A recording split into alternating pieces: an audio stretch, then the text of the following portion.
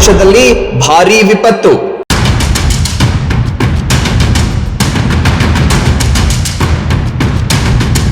ಅಸಮರ್ಪಕ ನಿರ್ವಹಣೆ ಎಲ್ಲೆಲ್ಲಿ?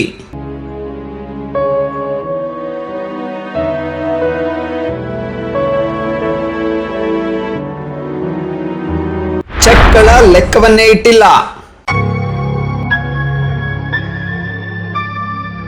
ಬ್ಯಾಂಕ್ ಖಾತೆಗಳ ನಿರ್ವಹಣೆಯಲ್ಲೂ ಅಕ್ರಮ.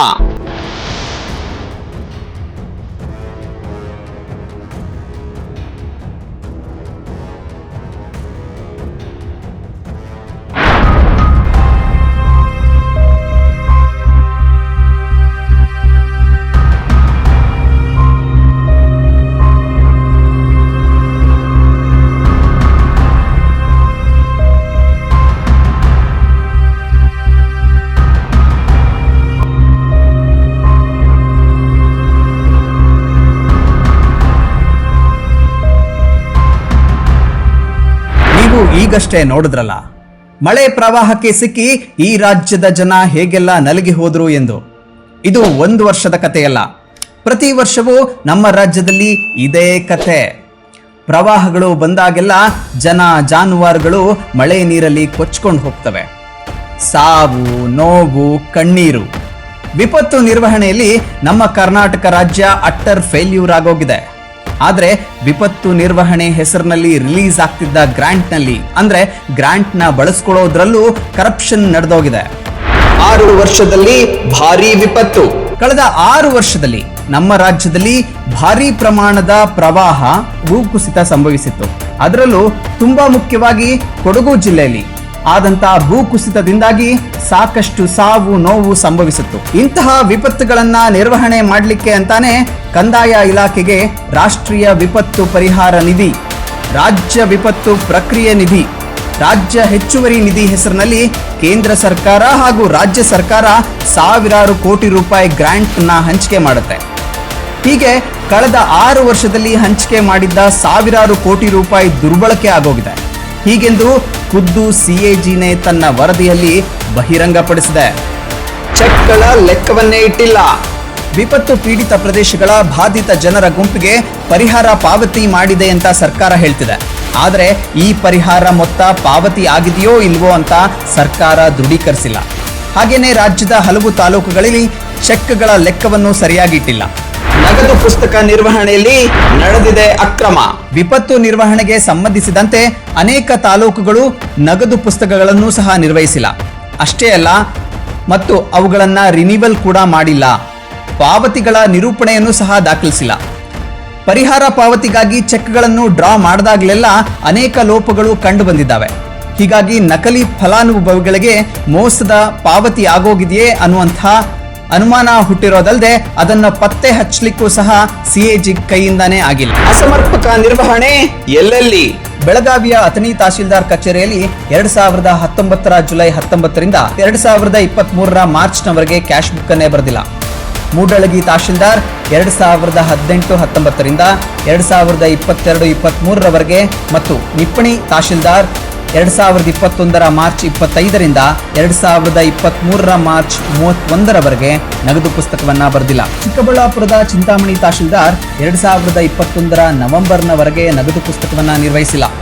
ಬಾಗೇಪಲ್ಲಿಯಲ್ಲಿ ತಹಶೀಲ್ದಾರ್ 2021 ಡಿಸೆಂಬರ್ನವರೆಗೆ ಹಾಗೂ ಗೌರಿಬಿದನೂರಿನ ತಹಶೀಲ್ದಾರ್ 2019 ಮೇನವರೆಗೆ, ಗುಡಿಬಂಡೆ ತಹಶೀಲ್ದಾರ್ 2020 ಡಿಸೆಂಬರ್ನವರೆಗೆ, ಶಿಡ್ಲಘಟ್ಟ ಹಾಗೂ ಚಿಕ್ಕಬಳ್ಳಾಪುರ ತಹಶೀಲ್ದಾರ್ 2017-18ನೇ ಸಾಲಿನವರೆಗೂ ನಗದು ಪುಸ್ತಕವನ್ನೇ ನಿರ್ವಹಿಸಿಲ್ಲ. ಬಂಟ್ವಾಳದಲ್ಲಿ 7.03 ಕೋಟಿ ಏನಾಯ್ತು?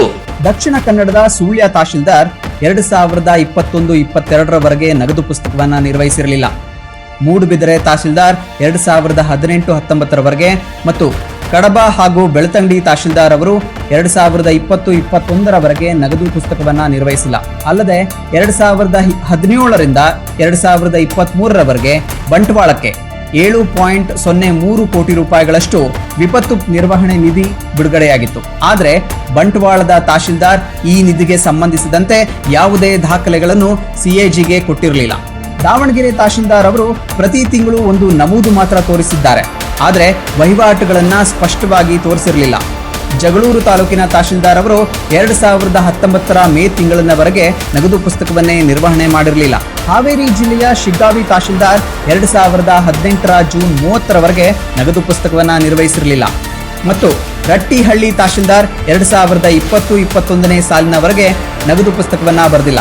ಹಾಗೇನೆ ಸೋಮವಾರಪೇಟೆ ತಹಶೀಲ್ದಾರ್ ಅವರು 2017-18 ಸಾಲಿನ ಮತ್ತು ಶಿವಮೊಗ್ಗದ ತಹಶೀಲ್ದಾರ್ 2022-23 ಸಾಲಿನ ಇಡೀ ವರ್ಷದ ನಗದು ಪುಸ್ತಕವನ್ನ ಬರೆದಿರಲಿಲ್ಲ. ಬ್ಯಾಂಕ್ ಖಾತೆಗಳ ನಿರ್ವಹಣೆಯಲ್ಲೂ ಅಕ್ರಮ.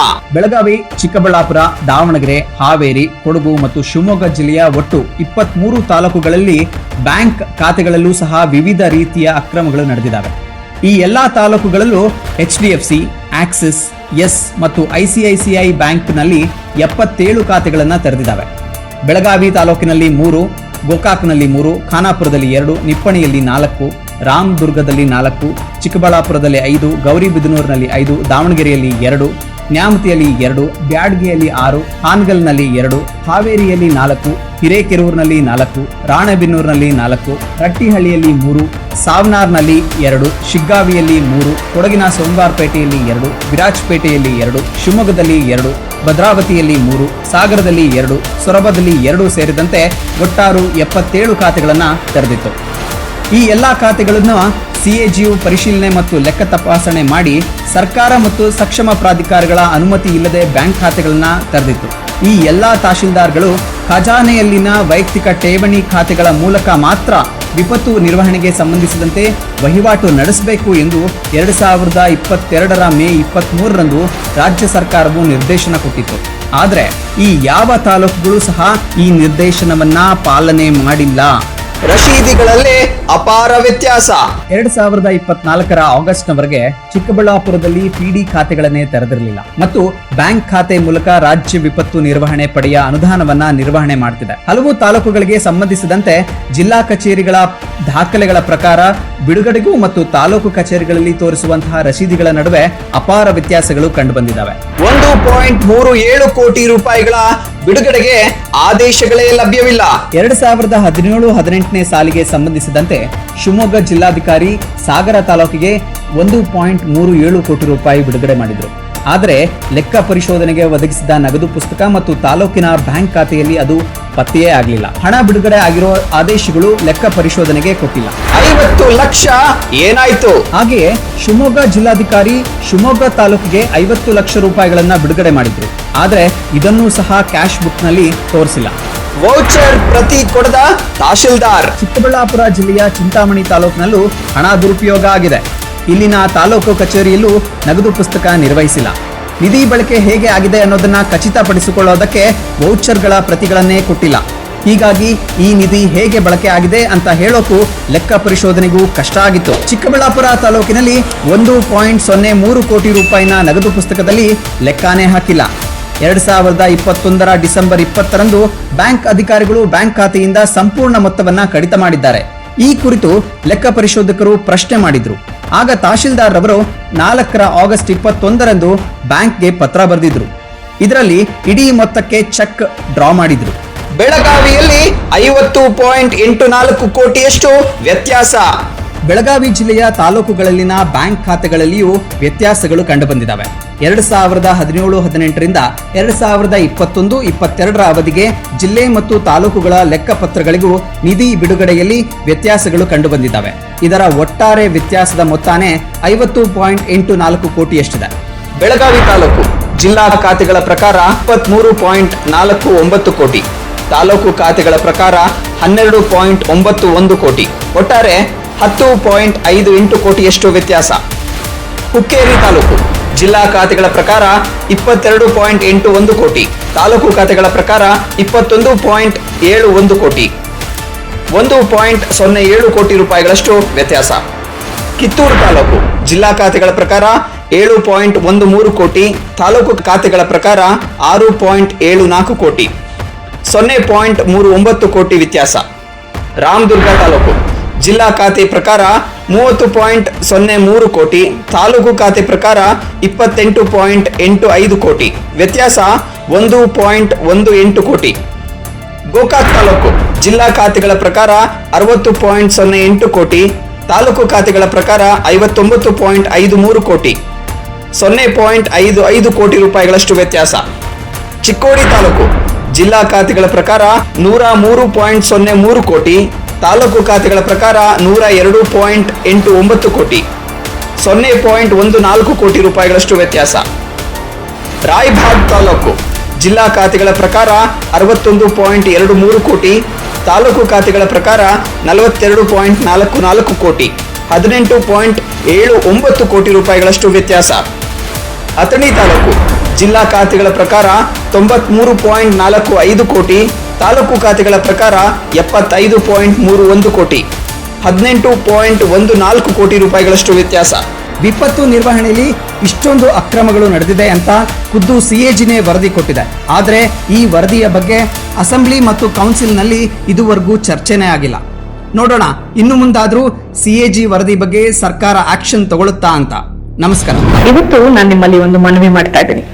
ಡಿ5 ಕಳೆದ 3 ವರ್ಷಗಳಿಂದ ಯಾರ ಮುಲಾಜಿಗೂ ಒಳಗಾಗದೆ ನಿಷ್ಪಕ್ಷಪಾತವಾಗಿ ತನಿಖಾ ವರದಿಗಳನ್ನ ನಿಮ್ಮ ಮುಂದೆ ಇಡ್ತಾ ಇದೆ.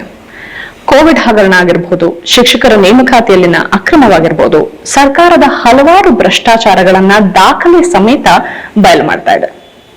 ನಮ್ಮ ಈ ವರದಿಗಳನ್ನ ಆಧರಿಸಿ ತನಿಖಾ ಆಯೋಗಗಳು ರಚನೆ ಆಗಿದೆ. ನಮ್ಮ ಸಂಸ್ಥೆ ಹೀಗೆ ನಿರಂತರವಾಗಿ ನಿರ್ಭೀತಿಯಿಂದ ಸ್ವತಂತ್ರವಾಗಿ ಮುಂದುವರಿಯೋದಕ್ಕೆ ನಿಮ್ಮ ಸಹಾಯ ಅತ್ಯಗತ್ಯ. ಹಾಗಾಗಿ ನನ್ನ ಮನವಿ, ಡಿಸ್ಕ್ರಿಪ್ಷನ್ ಬಾಕ್ಸ್ ನಲ್ಲಿರುವಂತಹ ಲಿಂಕ್ ಬಳಸಿ ಅಥವಾ ಈ ವಿಡಿಯೋದಲ್ಲಿ QR ಕೋಡ್ ನ ಸ್ಕ್ಯಾನ್ ಮಾಡಿ ನಿಮ್ಮ ಕೈಲಾದಷ್ಟು ಹಣ ಡೊನೇಟ್ ಮಾಡಿ. ಈ ಮೂಲಕ ಸ್ವತಂತ್ರ ಪತ್ರಿಕೋದ್ಯಮವನ್ನ ಬೆಂಬಲಿಸಿ. ನಮಸ್ಕಾರ.